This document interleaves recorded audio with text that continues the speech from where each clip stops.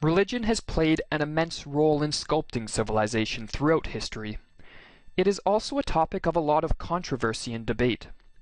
In this lecture, we are not going to examine the validity of different religious beliefs, nor the role organized religions play in current-day society.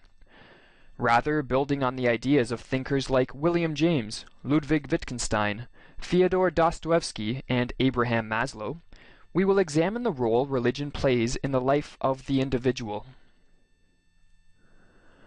More specifically, in this lecture, we will examine questions such as, what exactly is religion? Why the central role in all civilizations throughout history? What is its place in the life of an individual?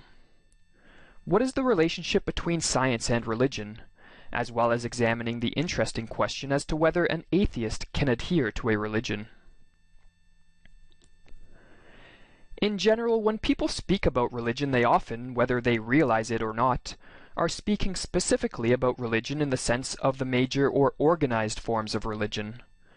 In the West, the first one that usually comes to mind is Christianity. However, in order to grasp the fullness of the phenomenon of religion, it must be stressed that these organized forms of religion are but a part of a larger concept. The reason this needs to be stressed is that all too often people cast judgment on religion as a whole based on their opinions of the major organized religions. If these views are negative, they will sometimes write off religion as something of little or no value. So it must be remembered that throughout history and to the present day there have been thousands of religions practiced by small groups of people, and even personal religions, with little to no formal organization. Another idea that often comes to mind when thinking about religion is the belief in a god or gods. This is not surprising, as the majority of the major religions in history have worshipped at least one god.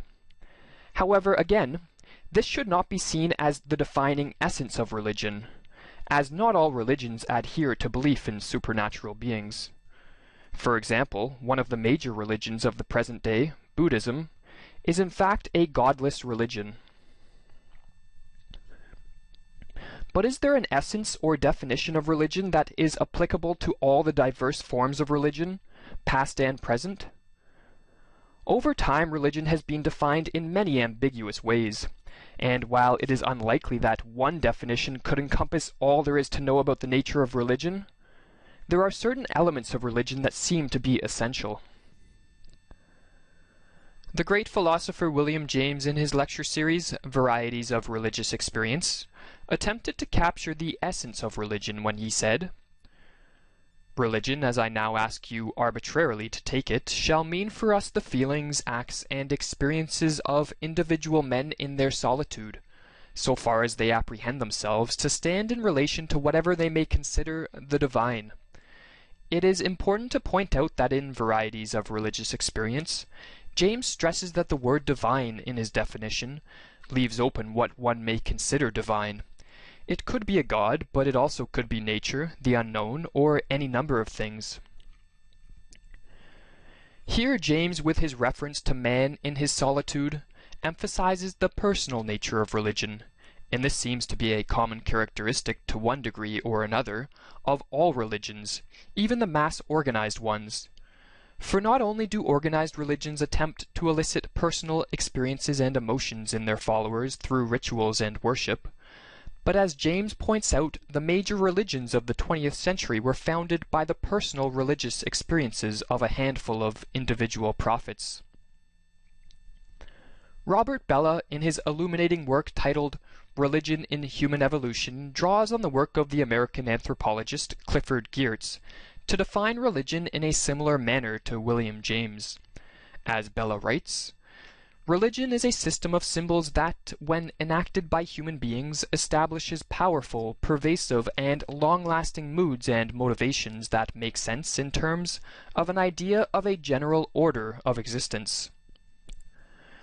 Similar to the definition James put forth, Bellah does not emphasize the worship of gods in his definition, and again, like James, he stresses the importance of powerful emotions which all religions attempt to elicit in their followers. Furthermore, for both James and Bella, these powerful emotions are elicited when the individual feels himself to be in a relationship with something he considers to be all-important. James labeled this the divine, while Bella called it an idea of a general order of existence. Such a relationship plays a crucial role in religion, as it is through this relationship one is granted answers to certain existential questions which have plagued the minds of humans since the dawn of civilization. In other words, another primary characteristic of religion is the attempt to answer fundamental questions about the existence of human beings in the universe.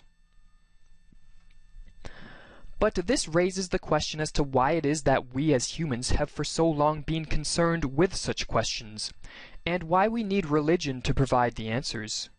A common suggestion put forth is that we look to religion for answers to these questions because of the inadequacy of the world of daily life. The world of daily life can be seen as that in which the majority of us spend most of our waking lives. It is in this world that we work, see to our practical interests, and use means to strive towards our desired ends.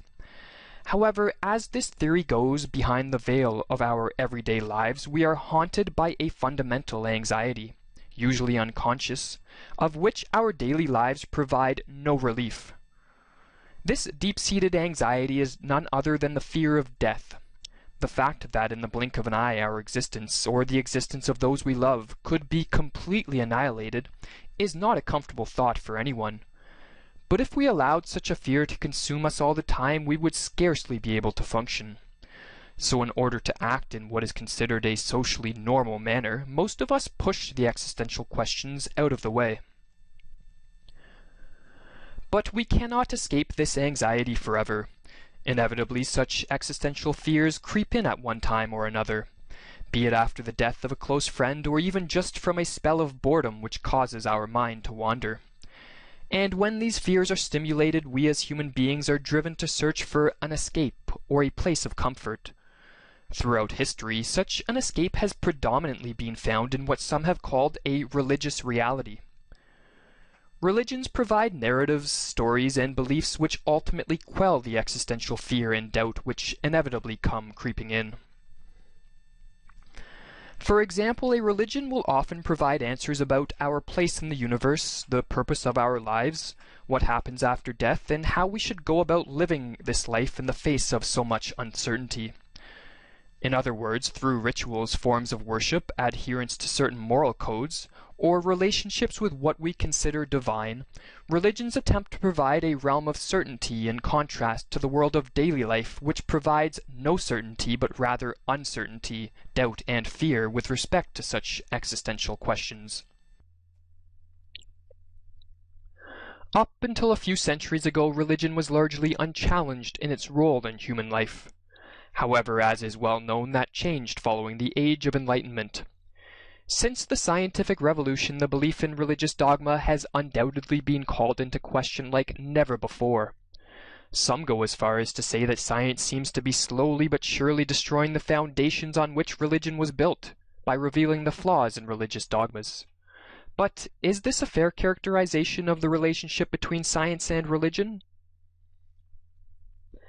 As the American psychologist Abraham Maslow astutely pointed out in his work Religion, Values, and Peak Experiences, in reference to the relationship between science and religion, though the scientist must disagree with most of the answers to the religious questions which have been given by organized religion, it is increasingly clear that the religious questions themselves, and religious quests, the religious yearnings, the religious needs themselves are perfectly respectable scientifically, that they are rooted in human nature. Though the answers were not acceptable, the questions themselves were and are perfectly acceptable, perfectly legitimate. But that still leaves open the question as to whether science can provide the answers to the religious, or what we have been calling the existential questions. Science, like religion, has also searched for certainty. But the knowledge or certainty science has traditionally searched for deals with questions usually related to the workings of nature, which appear to be of a fundamentally different type than the existential ones confronted by religion. Such an idea seems to have been suggested by one of the most influential philosophers of the 20th century, Ludwig Wittgenstein, who said, "The solution of the riddle of life in space and time lies outside space and time. It is certainly not the solution of any problems of natural science that is required." Wittgenstein, in a related manner, says, "There are indeed things that are inexpressible. They show themselves. They are what is mystical." Summing up the thoughts of Maslow and Wittgenstein, religion attempts to answer questions outside the realm which science deals with, and these questions are rooted in the human condition, and so cannot be destroyed no matter how powerful science becomes. This brings us to the important question of how religion, in the sense we have been using it, differs from philosophy. Obviously, the existential questions we have suggested that religions attempt to answer are similar to those dealt with by certain branches of philosophy. However, while a philosophy is developed through the use of reason and argument, the beliefs of a religion may come from different sources. Myths, narratives, revelation, or even just feelings which, as Wittgenstein suggested, may be inexpressible, can be used to form a religion. For religion, the most important thing is not how the ideas were arrived at, but the experiences and feelings they produce in the individual. While we have been concentrating on the more personal aspects of religion, an interesting question arises as to why belief in a handful of religions has become so dominant. In other words, why do people have a tendency to congregate together into mass-organized religions, instead of attempting to answer the religious or existential questions on their own? While this question is obviously too complex to deal with in any depth at the moment, a quote by Fyodor Dostoevsky points to a possible explanation. He wrote, "So long as man remains free, he strives for nothing so incessantly and painfully as to find someone to worship. But man seeks to worship what is established beyond dispute, so that all men will agree at once to worship it. For these pitiful creatures are concerned not only to find what one or the other can worship, but find something that all will believe in and worship. What is essential is that all may be together in it. This craving for community of worship is the chief misery of every man individually and of all humanity from the beginning of time." Before we finish, we will briefly address a phenomenon that has seen massive growth in the recent decades, that being the popularity of atheism. Atheism can be described as a view which rejects belief in a deity, or in other words, the belief in a god. Theism, on the other hand, is the belief in a deity. Often people mistakenly believe that atheism is a rejection of religion, and indeed if one were to define religion in a sense that required belief in a god, then this would be the case. But as we discussed earlier, such a definition is too narrow, and rather religion in the more personal sense, or in the sense suggested by William James and Robert Bellah, does not necessarily require adherence to the belief in a god. What this means is that atheism is not a complete rejection of religion. An atheist, like all human beings, is still plagued by the existential questions we discussed above, questions which, according to Wittgenstein, are outside the realm of science. What characterizes an atheist is that they search for the comfort associated with existential certitude in a way that does not require belief in a god. Whether one adheres to an organized religion, or if one finds such dogmas difficult to believe in and thus strives for answers to the existential questions in a more personal manner, the goal for the individual is the same: to find comfort in a life filled with so much uncertainty. We will conclude this lecture with another quote by William James, which nicely sums up how finding certainty in the face of such doubt, even if such certainty is fleeting, can improve one's life. Religious feeling is thus an absolute addition to the subject's range of life. It gives him a new sphere of power. When the outward battle is lost and the outward world disowns him, it redeems and vivifies an interior world which otherwise would be an empty waste.